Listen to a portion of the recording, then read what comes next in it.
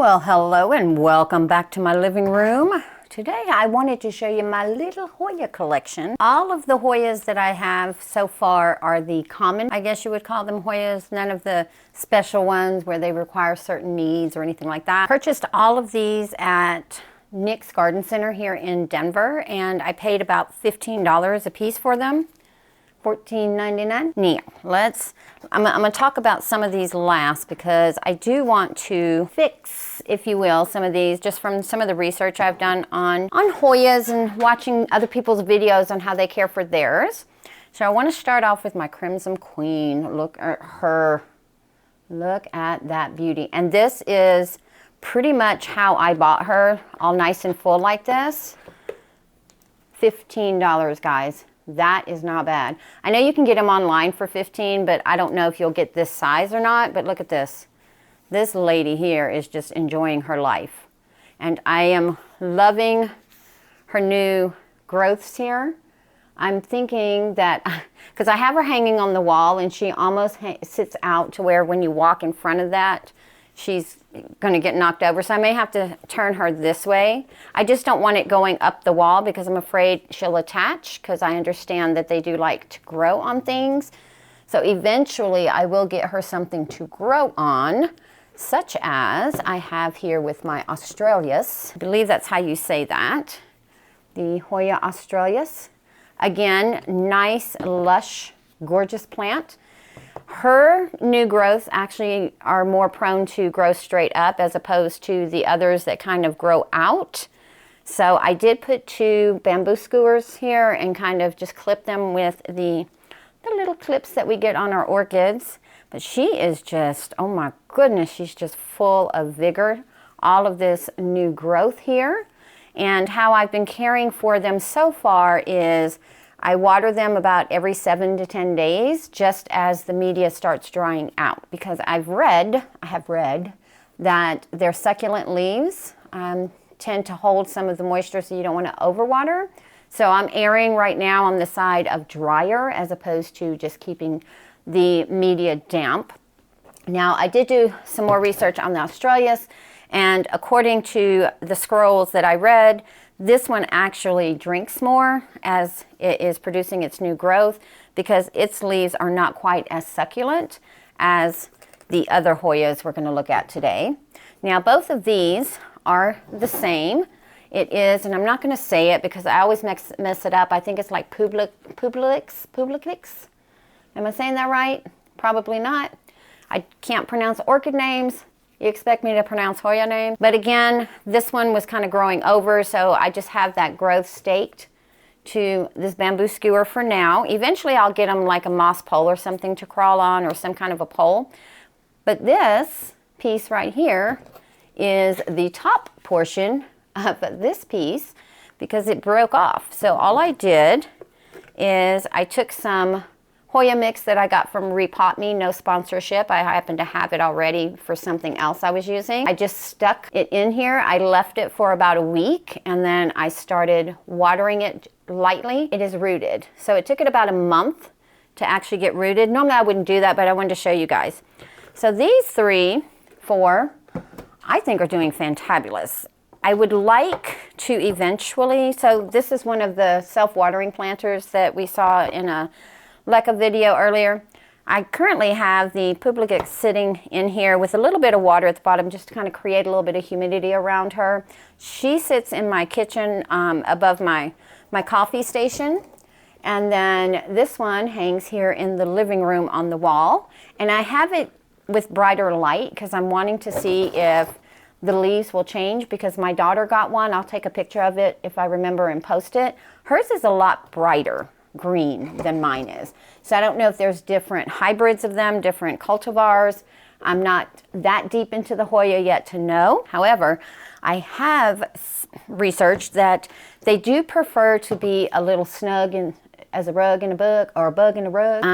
And these 2, this is the Carnosa, one of the most basic. This piece used to be in here with this piece, and it broke us off as I was taking it out because this one sits in a hanging planter, and I was taking it out and I busted it out. So again, this is a self-watering planter. It's usually for African violets, but it is doing marvelously in here, and she sits right there on this little stool in front of my east-facing window. I am enjoying all the different leaves, styles, textures, the little spottling, like on the publicix. I don't know if you can really see the silver spottling on there. I love that. And I think the more light it gets, the more silver spots it gets, the modeling look. And then this one here is what they call the tricolor. Now she has more elongated leaves than the others. I think that this pot, excuse me, is too big. I don't think that she is thriving like the others in this pot. So I want to put her in this because it's a little bit smaller, or, bear with me, in this. I do have several different pots here that I'm going to attempt. I do want to get into this one first, and I'm just going to reuse whatever it is that they came in because, again, I'm new to Hoya. Excuse me, again. I don't want to start experimenting with media and such. I'm just going to, and I have, this is a piece of paper clip that I was using as a little, kind of clip it down there. So, let's see. Okay, well, she's got more going on apparently than I thought. There we go. And then I did also have a little wick going through the bottom, hoping to keep the media a little more damp. Now, she is dry. In my experience, and you can correct me if I'm wrong, but when it comes to houseplants, I like to work with dry media because it does come out a little easier and it goes back in a little easier. That's just my preferences. Okay, so there is a piece that is no longer alive. And then we have another little stalk here that I think the piece that's over there in the self-watering pot, yes, okay, that is not any good. Let me get all this media off of here because I'm going to reuse it. I'm all about, if I can reuse, I do. Try to save not only money, but just don't waste things. So it looks like it has heavy perlite, and then I'm going to assume that this is just an all-purpose all-purpose, oh my goodness, Trish, get the words out. Soil, all-purpose soil. I'm not sure. Looks like there's a little bit of bark pieces in there. This is what we have as far as a root system goes, which from what I, what I understand is a good one. And I feel like if I put this portion here kind of on top of the media, that will help encourage some root growth. So, you know what if we put her in this nursery pot? I think that's what I'm gonna do, is I'm gonna put her in this nursery pot, a little 3-inch nursery pot, I think, so that I can put her back where she was with the lighting and not change all that. So we'll do that. And one second, I am going to add some mycorrhizal fungi into a le pot. Now this one already has some rock at the bottom I put in there just in case for drainage, so that it doesn't clog too much in theory. Let's put a little bit of mycorrhizal fungi in there. Go. And then when I'm done, I will give all of the ladies a nice little watering because it is watering day for them. All of them have dried media.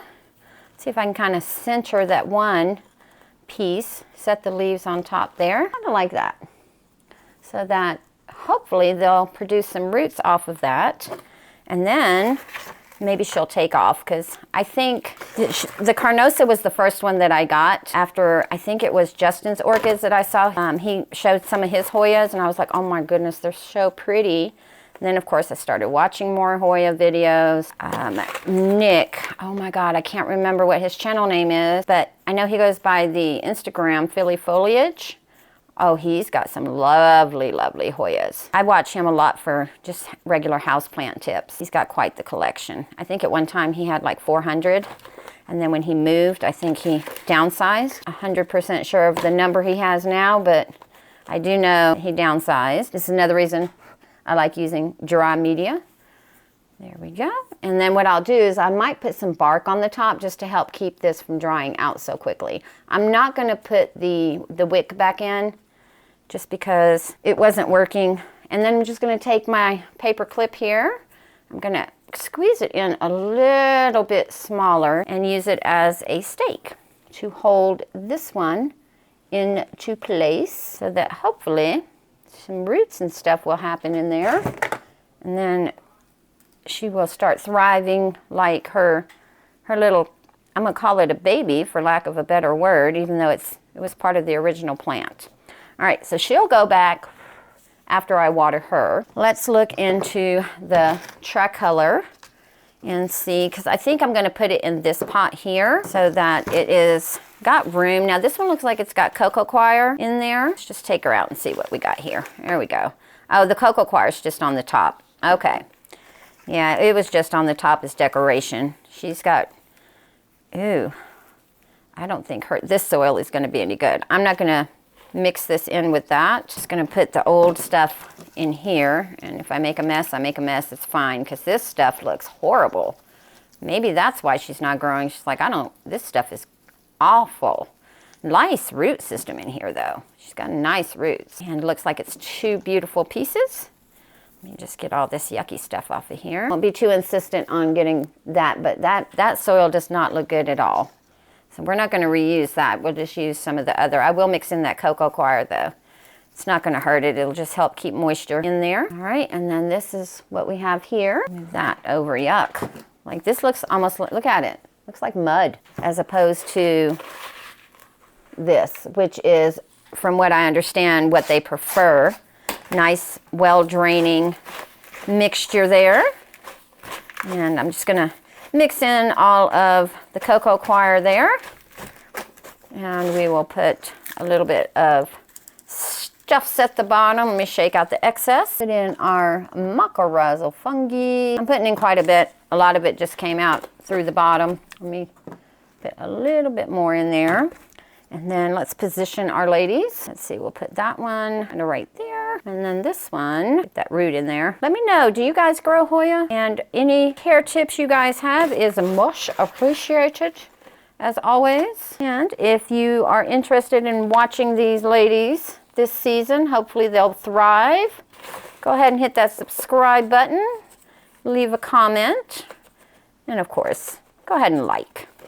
That's always appreciated as well. I think I might have them a little too low, but with houseplants, and depending on the orchid, I do like to start off a little bit lower than I really want the plant, just so that I can kind of get all the soil or media around it, and then I will lift it up towards the end of my potting session.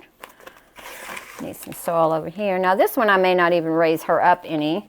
And again, just add a little bit of bark on the top to help keep that moisture inside a little bit longer. So I think that's what we'll do here.